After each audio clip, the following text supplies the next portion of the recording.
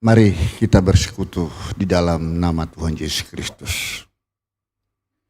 Bapa kami yang bertahta di surga, berbicaralah Engkau melalui firman kebenaran-Mu yang akan hamba sampaikan.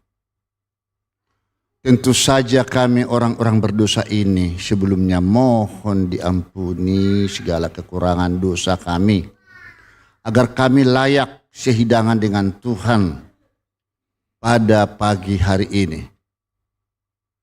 Diberkati kami semua sesuai firman kebenaran Tuhan, hanya di dalam nama Tuhan Yesus Kristus. Bagi kita yang sudah diberkati, diurapi Yesus, mari sama-sama mengatakan amin. Haleluya.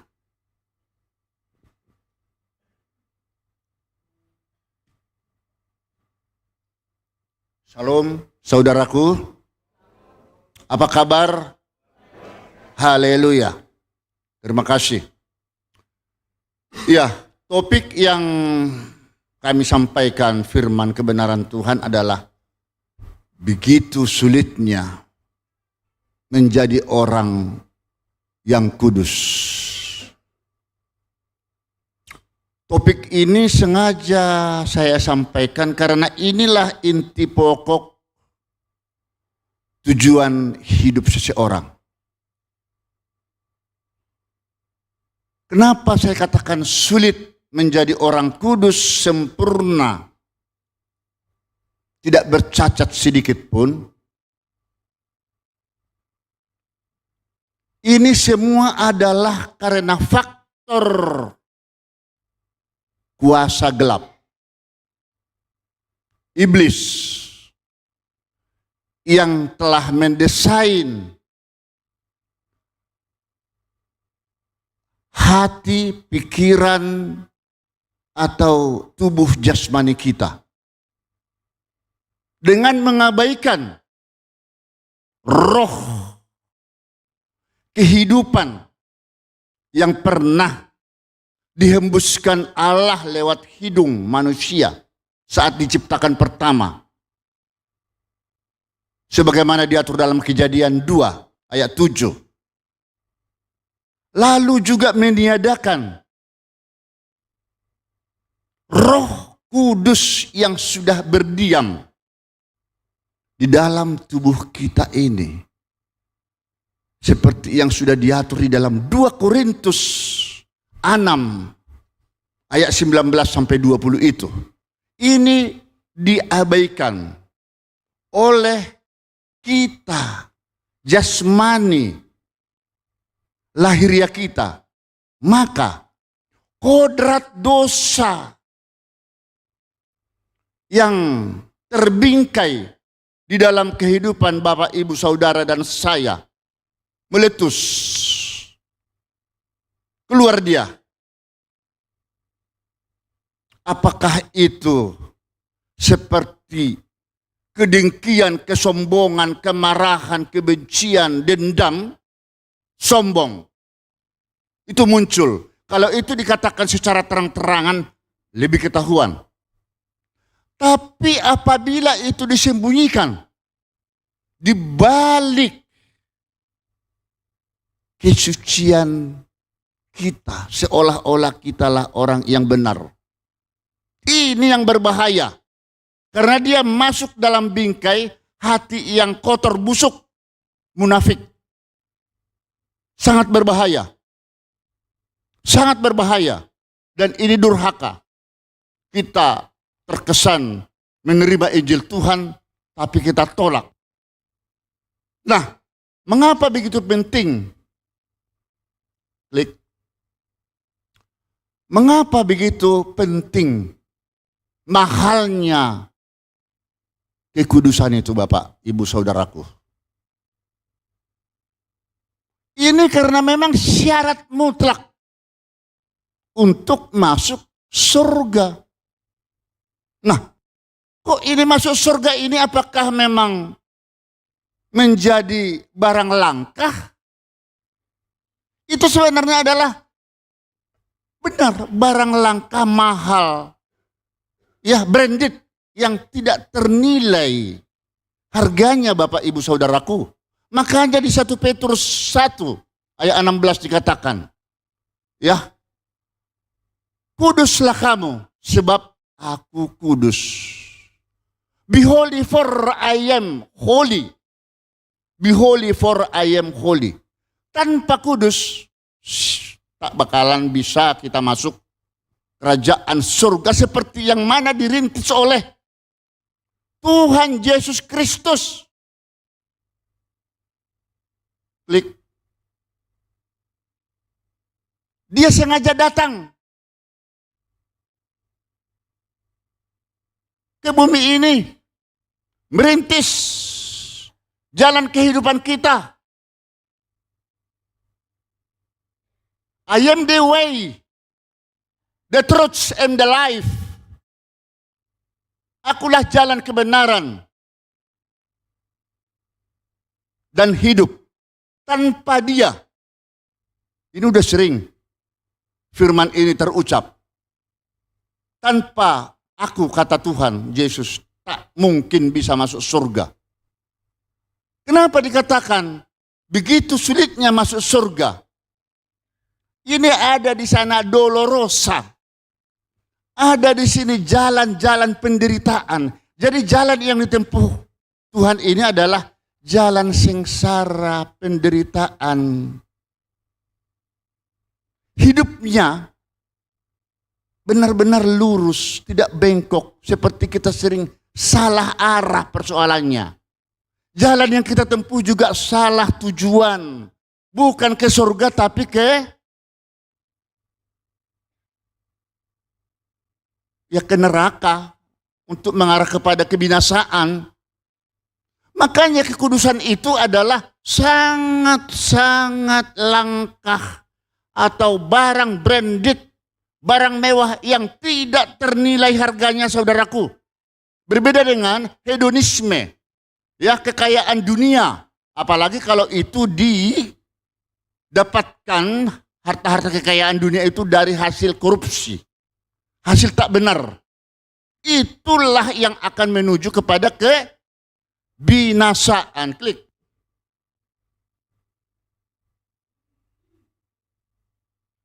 Cukup banyak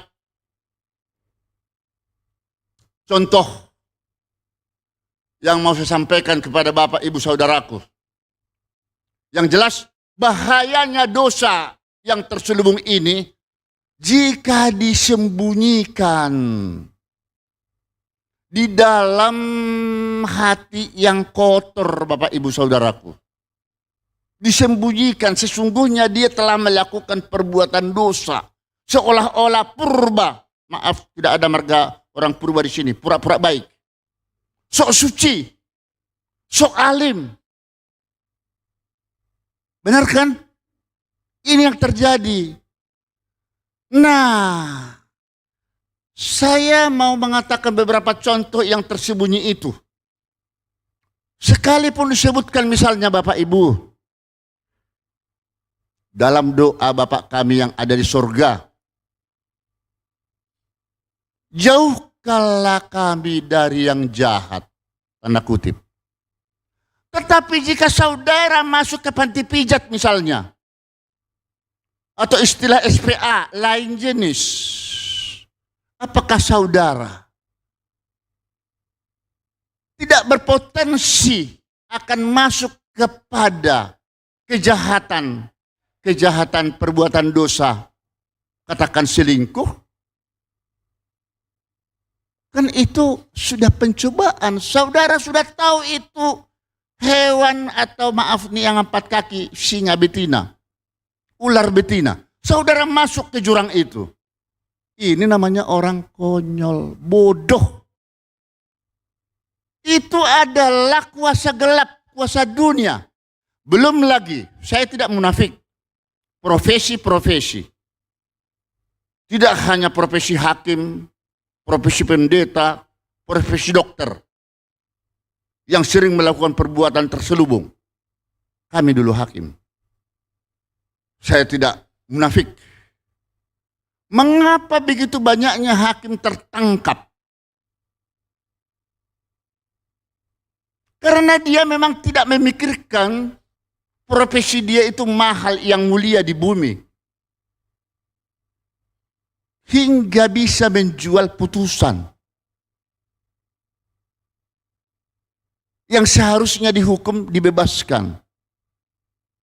Bukan tidak salah membebaskan, mengonslahkan, akan tetapi kalau itu karena ada unsur pengaruh, intervensi, disinilah dia tidak sadar, saudaraku. Inilah yang membuat dia tanpa berpikir panjang. Karena apa itu?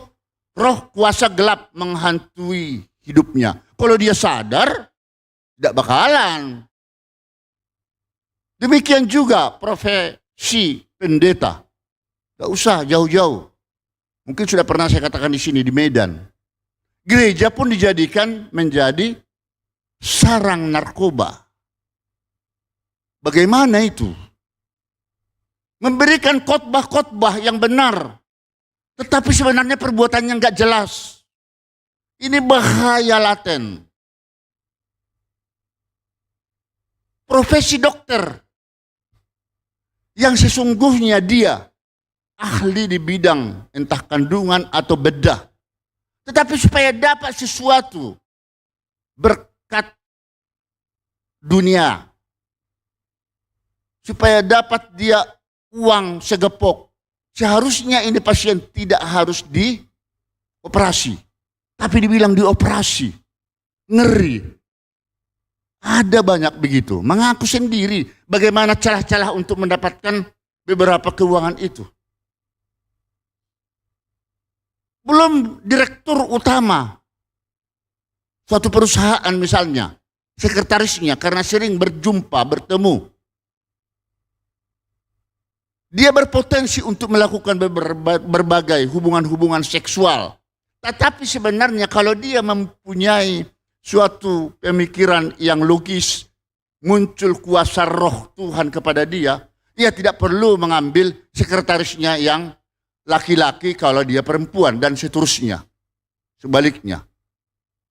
Nah, belum lagi Bapak Ibu, ini banyak sekali persoalan-persoalan lagi yang terselubung tadi. Tidak bisa saya sampaikan satu persatu. Nah, sekarang sekiranya semua persoalan-persoalan yang tidak bisa saya sebutkan satu persatu, mungkin Bapak Ibu, saudaraku yang sangat tahu perlakuan yang dilakukan selama ini di dalam kehidupan sehari-hari. Kita simulasikan. Kita lakukan satu peradilan semu. Seolah-olah sekarang kita berhadapan dengan pengadilan Kristus. Sengaja saya tayangkan di sana. Nah, coba introspeksi diri. Kalaulah perbuatan-perbuatan seperti tadi belum sempat kita selesaikan, ya, secara gentleman kepada Tuhan. Sekarang mari kita coba simulasikan persoalan hidup kita di depan Kristus.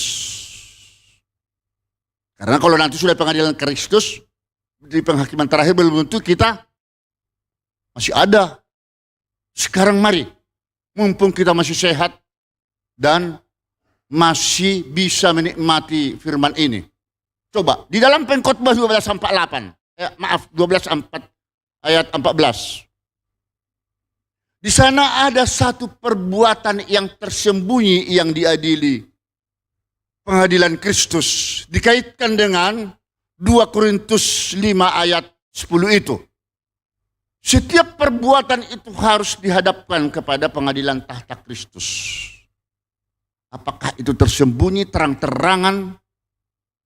Apakah itu jahat atau tidak? Itulah dianalisis, dinilai oleh Allah. Seperti yang diatur di dalam Yeremia 17 ayat 10. Akulah Tuhan yang akan menyelidiki dan menguji batin manusia. Jadi di sini tidak ada KPK, polisi dan jaksa agung yang melakukan lagi pemeriksaan-pemeriksaan. Hanya Yesus sendiri tunggal dia di sana.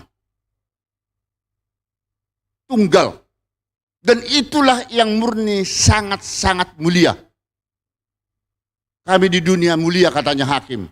Tetapi nyatanya bisa diperjualbelikan putusan. Tapi Tuhan Yesus tidak akan bakalan bisa memperjualbelikan putusannya. Karena segalanya dia. Pembela juga dia. Ya kan? Nah, sekarang kalau kita coba simulasikan persoalan hidup kita. Bakal bisakah saudara masuk dan saya ke kekalan keselamatan untuk selama-lamanya? Coba renung. Bakal bisakah? Tercatatkah namamu di buku kitab kehidupan Tuhan di Wahyu 12, di Wahyu 20 ayat 12 itu? Atau sebaliknya tidak tercatat nama kita di kitab kehidupan Tuhan, akhirnya masuk ke Wahyu 20 ayat 15, dieksekusi ke lautan api. Terpisah hubungan kita dengan Allah. Kita mati untuk selamanya. Jadi saudara dan saya sekarang ini belum mati. Yang terakhir. Ini nanti bakal semua kita memang mati. Percaya kan? Kita bakal mati? Percaya. Percaya ada pengadilan Kristus? Nah, dengan percayanya kita dengan seluruhnya itu, kenapa kita dari sekarang tidak berkemas-kemas?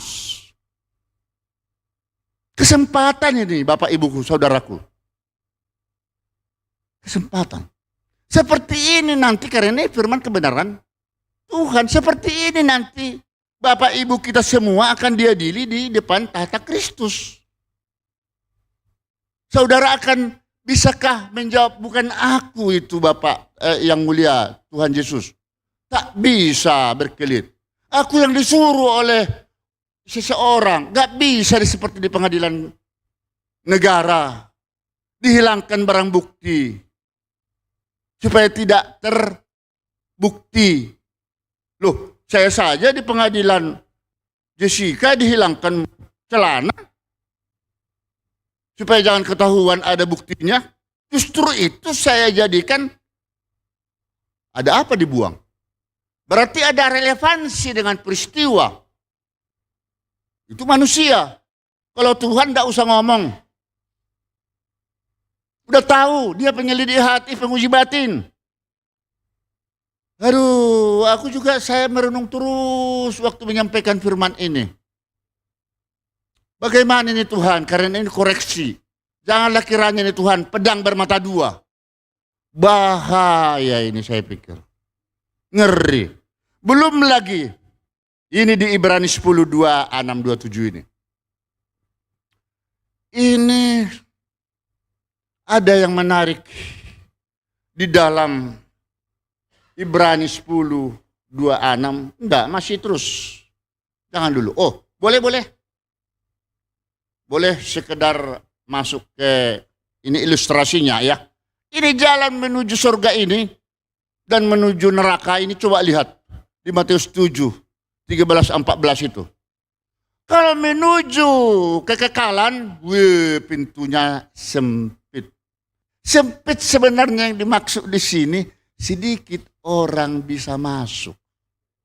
Hanya orang-orang yang mau meninggalkan dosa setelah dia dikuasai, dituntun oleh Roh Kudus yang sudah mendiami tubuhnya selama ini. Karena tubuh kita ini adalah bait suci seperti yang diatur di dalam 2 Korintus.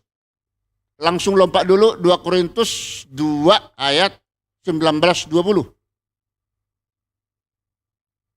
Ya, tubuh manusia bait suci Allah. Tubuhmu ini adalah bait Roh Kudus, saudaraku. Ini sudah berdiam bait Roh Kudus di sana. Ini bukan milikmu sendiri lagi. Itu sudah milik Tuhan Yesus yang sudah dibeli lunas tanpa kredit. Harganya juga mahal karena Yesus waktu itu mati di kayu salib demi menebus kita. Karena itulah muliakan Allah dengan tubuhmu ini ya. Glorify God with your body. Muliakanlah Allah dengan tubuhmu. Muliakanlah Allah dengan pekerjaanmu, usahamu. Apa saja. Gereja ini muliakanlah kepada Allah. Supaya menjadi penyalur jiwa-jiwa untuk bisa masuk ke surga. Tidak ada yang bisa kosong lagi tempat ini. Kenapa bisa? Karena ini yang satu masuk hari ini, minggu depan tidak lagi. Karena apa? Rasanya memuji Tuhan itu belum merasa ada satu gerakan rohani yang betul-betul sempurna. Masih panas-panas tai ayam. Tidak boleh. Saya pun menjelang di akhir pengabdian saya ini, wow, semakin terjadwal lah saya melakukan berbagai pelayanan khotbah di berbagai gereja. Minggu yang lewat dari Medan. Nah ini sudah masuk terjadwal 2-3 minggu sebelumnya oleh Bapak pendeta kita Titus. Lalu saya di SMS oleh rekan pendeta juga dari Tanjung Priok tanggal 22. Tanggal 29 masuk kembali ke Bali. Bagus kan? Saya bisa menyebarkan semua firman-firman Tuhan ini. Bagaimana dengan Bapak Ibu Saudaraku? Tidak harus pendeta. Saya juga enggak pendeta. Tetapi mampu menularkan firman kebenaran Tuhan itu kepada Bapak Ibu Saudaraku. Amin. Beri kemuliaan kepada Tuhan Yesus. Nah, kembali kita kepada peradilan semu tadi. Ya, di Yeremia 17:10. Kita baca dulu lengkapnya, karena di sana kan kejahatan yang disengaja. Ibrani 10, 26-27 itu, kalau tidak sempat ditayangkan di sana, saya bacakan di sini. Jika seseorang sengaja berbuat dosa setelah memperoleh pengetahuan tentang kebenaran, ya, maka tidak ada lagi korban untuk menghapus dosa itu. Tidak mungkin lagi dosamu diampuni Tuhan. Kalau itu sudah tahu itu salah. Amin, ayat 20-nya. Dan akhirnya, ya, yang ada adalah kematian yang, ayat 20-nya, ayat 27-nya, ya. Tetapi yang ada ialah kematian yang mengerikan di penghakiman terakhir nanti, dan api itu dahsyat yang sangat menghanguskan semua orang-orang yang durhaka. Tahu kan orang yang durhaka? Masih ingat? Malu. Si Sampuraga ya? Sampuraga ada ceritanya itu. Malu punya ibu karena miskin compang-camping. Anaknya sementara adalah orang kaya karena datang kepada perkawinannya. Menangis dia karena ditolak. Tapi akhirnya terjadi pengutukan terhadap anak itu. Tak selamat dia. Jadi Bapak Ibu Saudaraku, sejelek-jeleknya orang tuamu yang melahirkanmu, walaupun dia tidak pernah mendidikmu, karena mungkin situasi saat itu, jangan pernah menolak ibumu hadir dalam hidupmu. Amin. Tanpa dia tidak akan pernah saudara lahir. Justru saudaralah yang akan memperbaiki hidupmu. Kalau orang tuamu saat itu adalah tidak berpengetahuan tinggi. Amin. Nah, melalui kebenaran firman ini diingatkan kepada kita semua, jangan coba-coba seolah-olah telah menerima kebenaran firman Injil ini, namun dengan sengaja menolak firman itu secara diam-diam dan selalu melakukan perbuatan dosa. Ini bahaya. Orang-orang seperti ini adalah orang yang durhaka terhadap Allah karena telah mengabaikan perasaan batiniah, roh kehidupan yang telah menyatu dalam tubuh kita tadi, ya, Dan kemudian seperti yang dikatakan tadi di 2 Korintus 6:19-20 itu kan sudah jelas. Kembali ke sana. Tidak tahukah kamu dan seterusnya itu sudah ya. Sudah. Nah, Roh Kudus inilah yang sebenarnya yang mampu memimpin langkah kita setiap saat saudara kemanapun berada. Dengan dipimpin oleh Roh Kudus kita, di sanalah muncul satu sensitivitas. Ada kepekaan dengan pikiranmu, dengan hatimu. Setiap mau berbuat, mau bertindak, atau sebelum saudara berbuat, ada satu suara hati Tuhan. Dan itu memang kita harus senantiasa tenang. Agar itu suara hati Tuhan itu bisa terjadi. Nah, di sini dikatakan pada saat kita melakukan perbuatan yang disengaja tadi, saya mau terangkan. Ada kalanya kita mau melakukan perbuatan itu seolah-olah tidak sadar. Tapi sebenarnya hati kita yang buta. Hati kita yang buta. Sudah tahu sebenarnya yang mau kita lakukan itu salah dan sangat berakibat. Tetapi masa bodoh. Inilah yang dinamakan tadi, ya, kita telah terjerembab kepada dosa yang kita sengaja. Berbeda kalau kita tidak tahu itu bakal dosa atau bakal ada masalah dengan hidup kita. Tapi kalau sudah tahu bakal terjadi masalah dalam hidup kita ini, memang sudah benar-benar senu. Nafsunya yang tidak bisa ditahan. Mengapa saya katakan kalau kita tidak tahu karena apa itu bisa muncul. Kami memang bersama istri, saya harus sampaikan lagi ini, pernah mengalami hal yang serupa yang tidak pernah tahu bahwa Tuhan akan memberikan yang lain kepada kami. Ketika melahirkan anak tahun 85. Itu cacat kakinya sejak lahir. Kami anggap itu bukan anak kami. Karena kami tidak ada punya keturunan seperti itu. Singkat kata dia lewat, meninggal. Rupanya Tuhan sangat mengasihani saya. Kau bin Sar tidak percaya sama aku.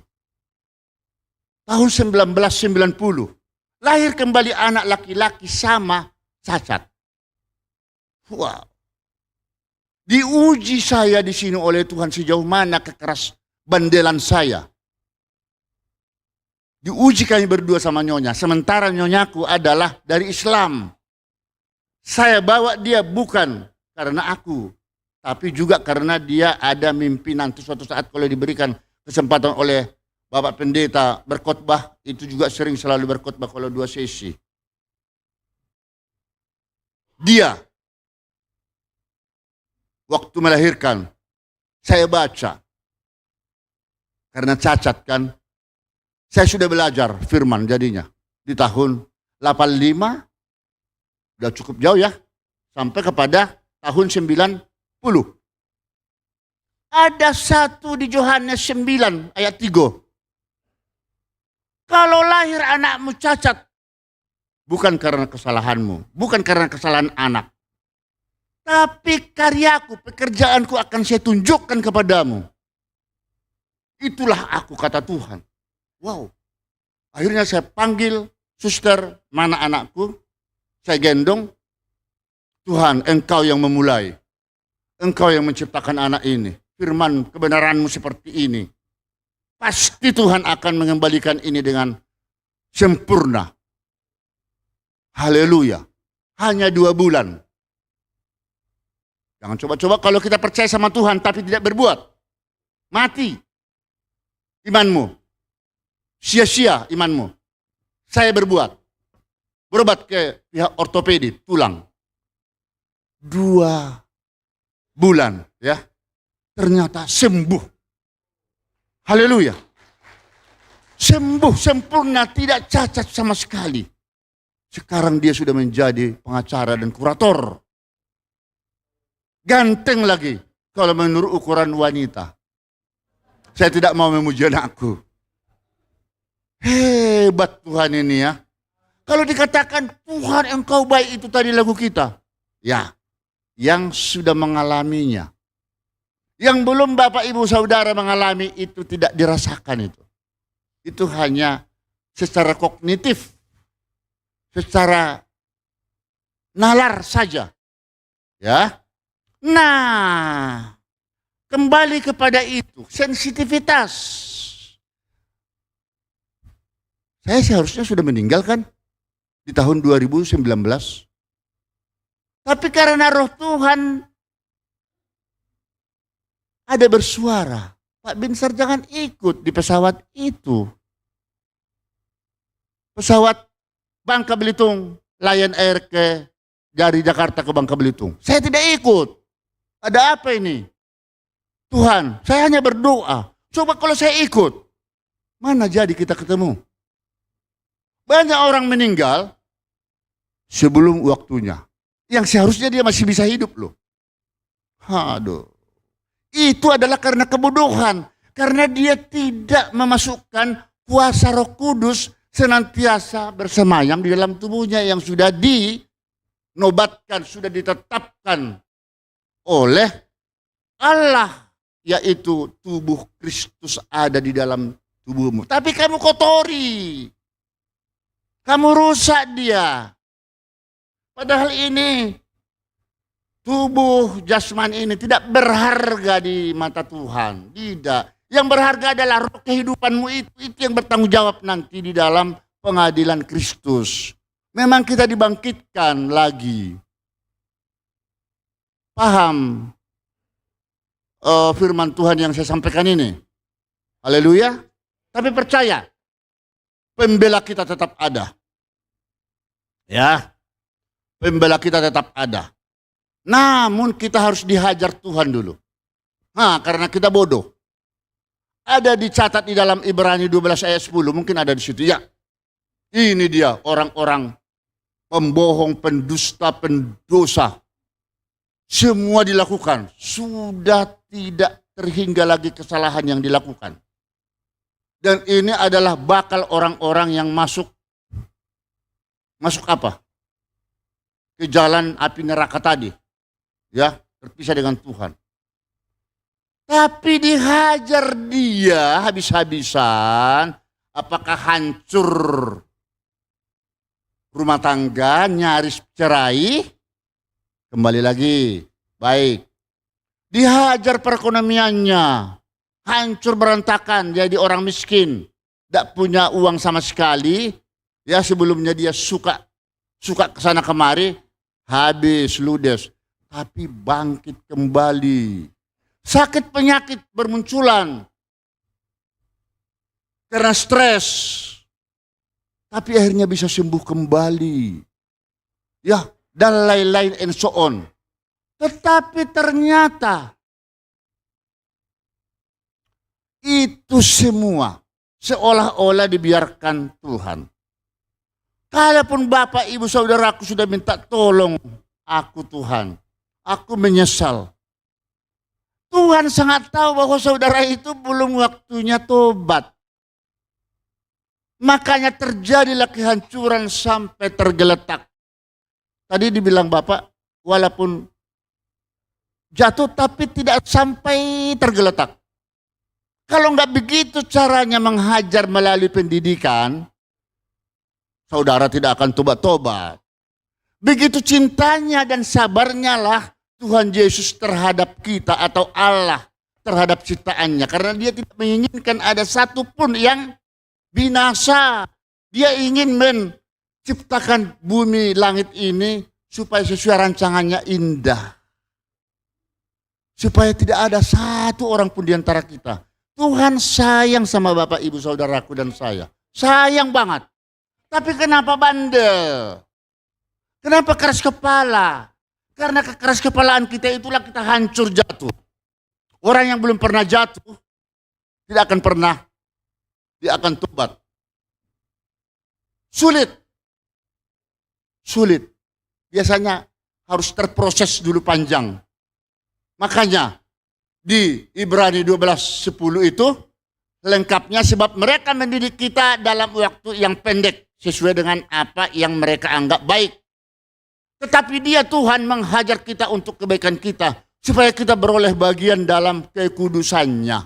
Jadi orang tua kita boleh-boleh saja mendidik bapak, ibu, saudaraku, anak-anaknya dalam waktu pendek karena dia sudah tobat. Datang kamu ya, nak, jam sekian karena sering telat.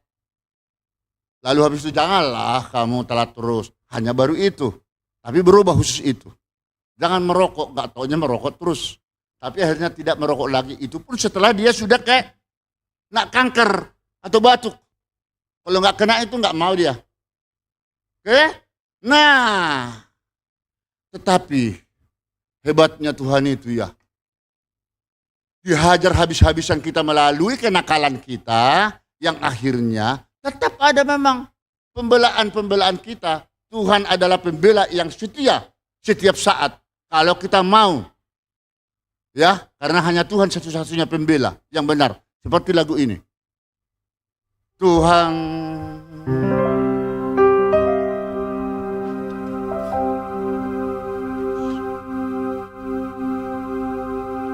ya, tadi kita lagi serius, sekarang menyanyi dulu sebentar. Tuhan Engkau pembelaku, sama teks ya.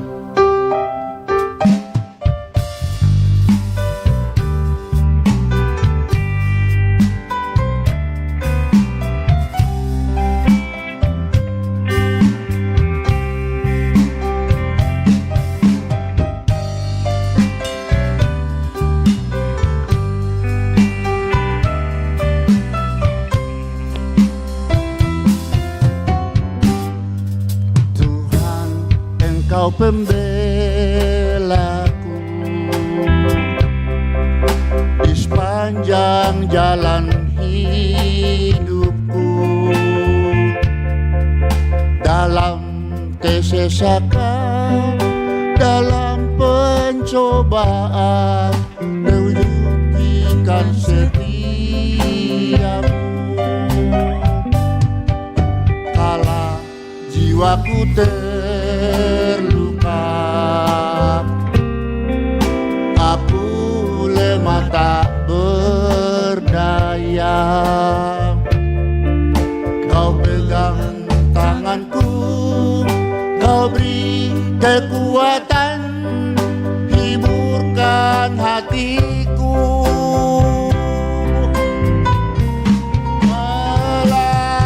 Melalui semua itu, Kau mengajarkan jalan-jalan-Mu. Dulu ku tidak mengerti mulia rencana-Mu bagiku. Semua yang telah terjadi mengubahku indah di mata-Mu. Sungguh besar anugerah-Mu, ku ingat kebaikan-Mu selalu. Musik. Inilah Bapak Ibu Saudaraku, sesungguhnya Tuhan Yesus itu sangat mengasihi, menyayangi saudara. Dia tetap membela engkau walaupun saudara dan saya melakukan berbagai kejahatan, bahkan durhaka kepadanya. Akan tetapi melalui jalan-jalan kebenaran yang dilakukan itu, ikutilah. Jangan sia-siakan kesempatan ini. Percaya, tidak akan saudara akan menyesal. Justru saudara apabila meninggalkan jalan-jalan yang diberikan Tuhan, saudara akan terjerembab kepada kebinasaan. Amin. Melalui kebenaran, Kau mengajarkan jalan-jalan-Mu. Adik-adik,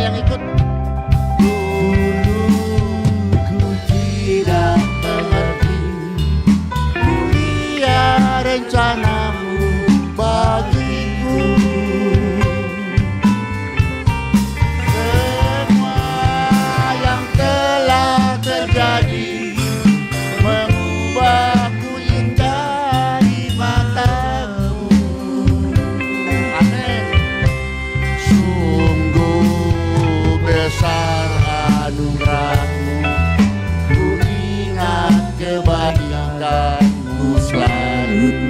Sungguh besar anugerahmu, sungguh besar anugerahmu, ku ingat kebaikanmu selalu. Haleluya. Beri kemuliaan kepada Tuhan Yesus. Nah, sekarang kita lanjutkan sedikit lagi. Ketika kita telah menyadari akan semua kesalahan dan dosa, baik yang terselubung tadi maupun yang secara terang-terangan ya. Dan tentu mohon pengampunan kepada Tuhan agar tidak lagi diingat dosa-dosa kita itu. Tetapi kita harus memang memutus mata rantai dosa yang terkutuk itu secara real, secara nyata. Maka saudara harus percaya bahwa makna ajaran Kristus yang mengatakan, aku datang ke bumi adalah untuk mencari orang-orang yang berdosa supaya bertobat. Ya, itu di Lukas 5 ayat 32 ada di sana.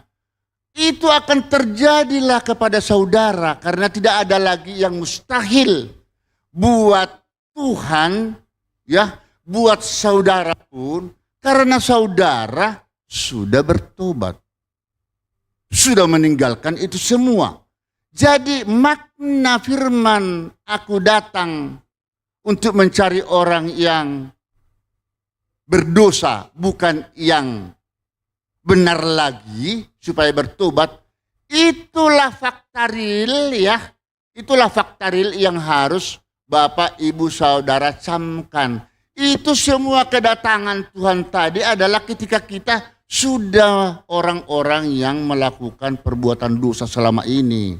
Dipanggil juga kita. Ya, dipanggil kita. Jangan sampai ini tersesat jalan pikirnya ya.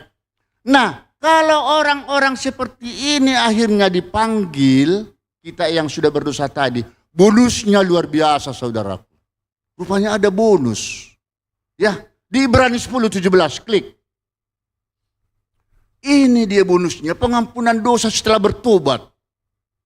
Di Ibrani 10:17 itu, akhirnya aku tidak akan mengingat dan menghitung lagi kesalahan dan dosamu. Hebat sekali, tapi jangan dulu senang. Harus stop. Coba klik terakhirnya itu. Harus stop berbuat dosa. Kalau masih terus berkeliaran sana sini, tak pernah terjadi Ibrani 10:17 tadi. Amin. Bisa enggak mengikuti firman ini? Bisa enggak kita enggak durhaka? Artinya tadi kalau durhaka itu adalah seolah-olah kita menerima Injil, kebenaran Kristus. Tapi menolak secara diam-diam dan masih bergelimangan melakukan dosa. Itulah durhaka. Tak tahu diuntung oleh Tuhan. Harus kita percaya dari sekarang bahwa Tuhan itu tidak akan mengingat lagi dosamu. Kalau begitu, coba masuk kepada pengadilan Kristus tadi. Yang tadinya catatan saudara tidak masuk ke dalam kitab kehidupan Kristus.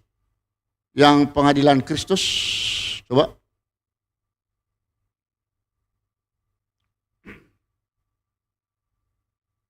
Yang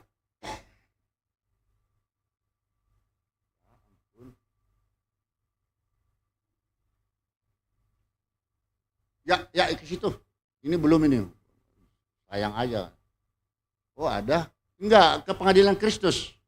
Ya. Yang tadinya nama saudara sempat tercatat di Wahyu 20 ayat 15 akan dieksekusi. Bisa berubah loh saudaraku. Tadinya kan tidak tercatat lagi nama kita. Tapi karena kita bertobat nih. Ya kita sudah memangkas, mematikan segala roh-roh kejahatan dunia. Dosa kita. Dan Tuhan sudah menerima. Dan kita tidak mengulangi lagi. Akhirnya Tuhan tidak lagi mengingat-ingat itu. Ya kan? Diampuni kita. Nah, yang tadinya sudah dicatat namamu. Tidak tercatat namamu di kitab kehidupan Kristus. Di Wahyu 20:15 itu. Sekarang dirubah, dicoret itu.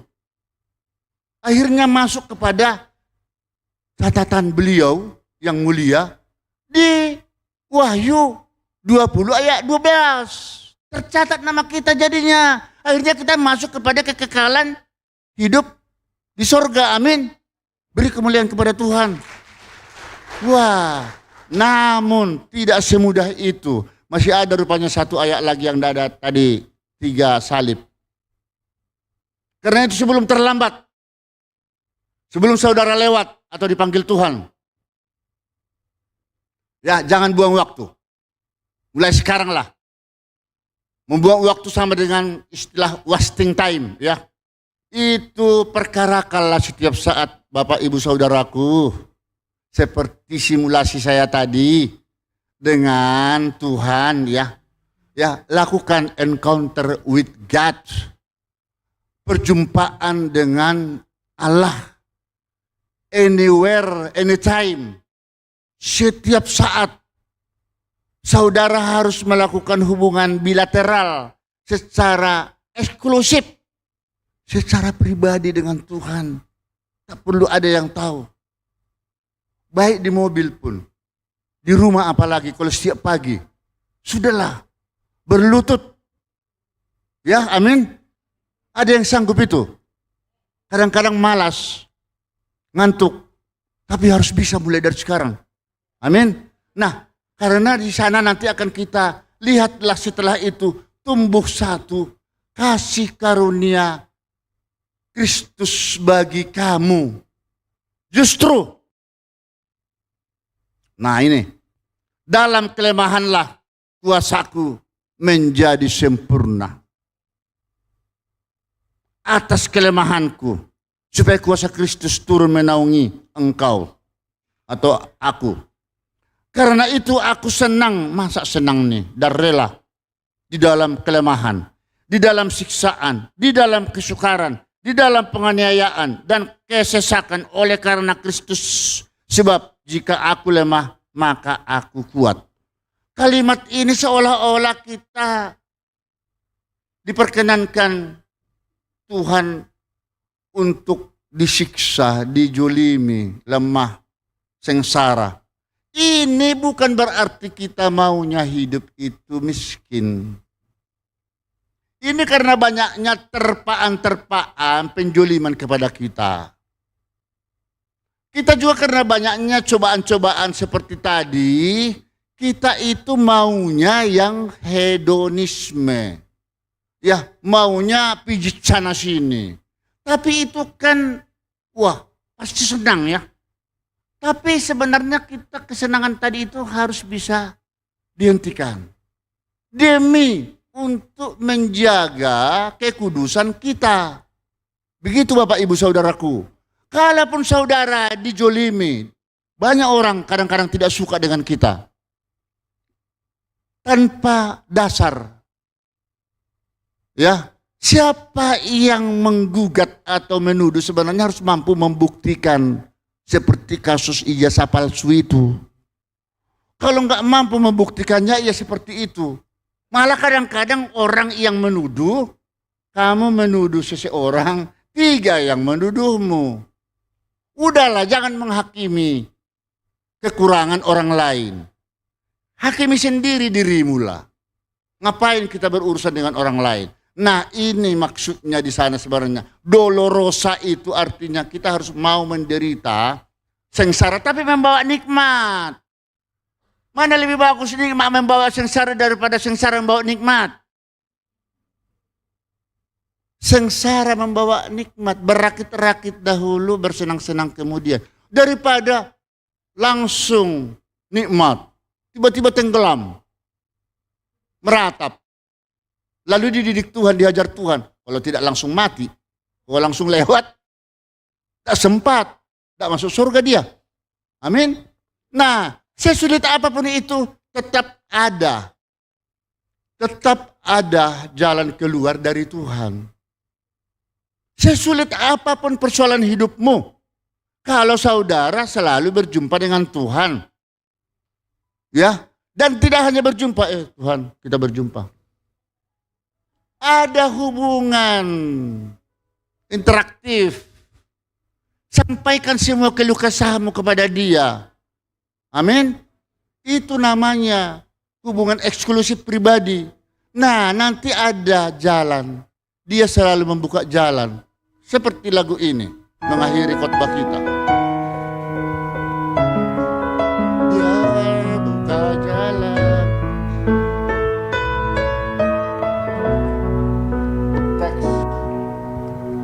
Dia buka jalan saat tiada jalan, dengan cara yang ajaib dibukanya jalanku.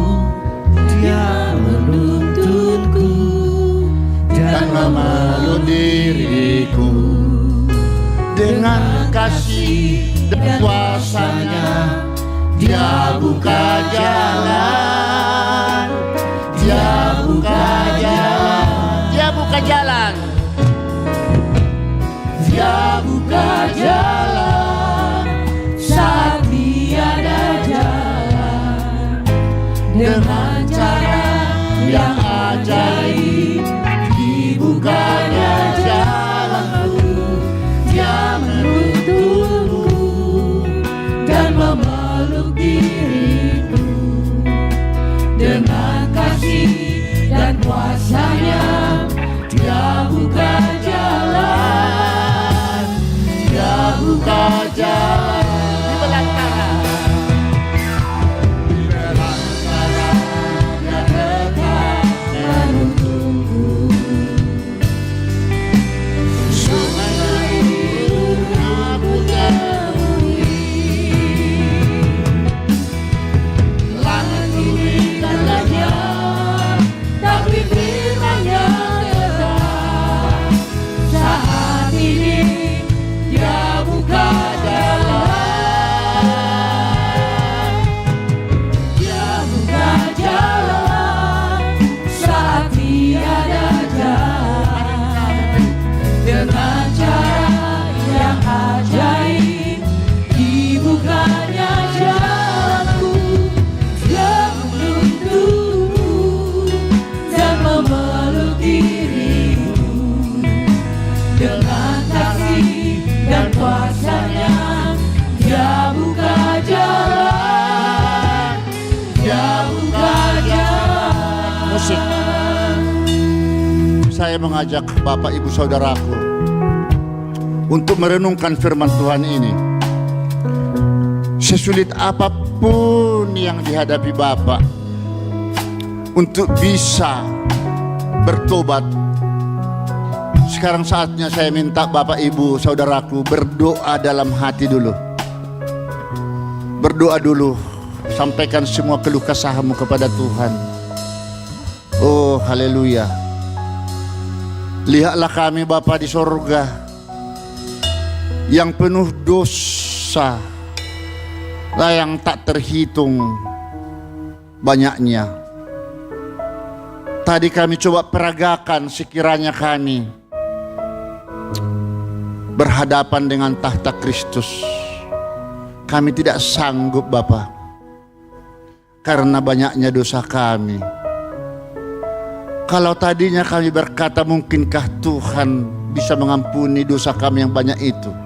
Yes, semuanya bisa. Bagi Tuhan sudah berfirman tadi,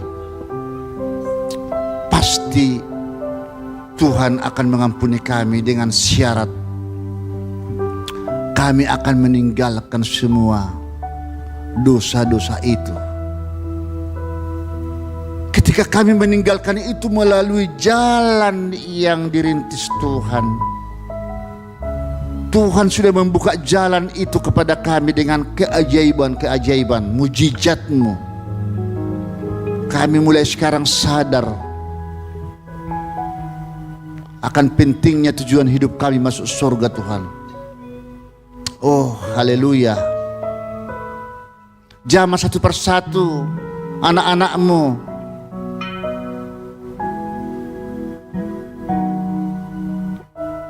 yang sakit penyakit selama ini kami banyak menghadapi. Oh Tuhan Yesus, obat-obat yang diberikan dokter, biarlah itu punya kuasa daripada Roh Kudus, akhirnya membawa suatu kesempurnaan di dalam kesehatan kami. Perekonomian kami yang morak-marit yang belum jelas,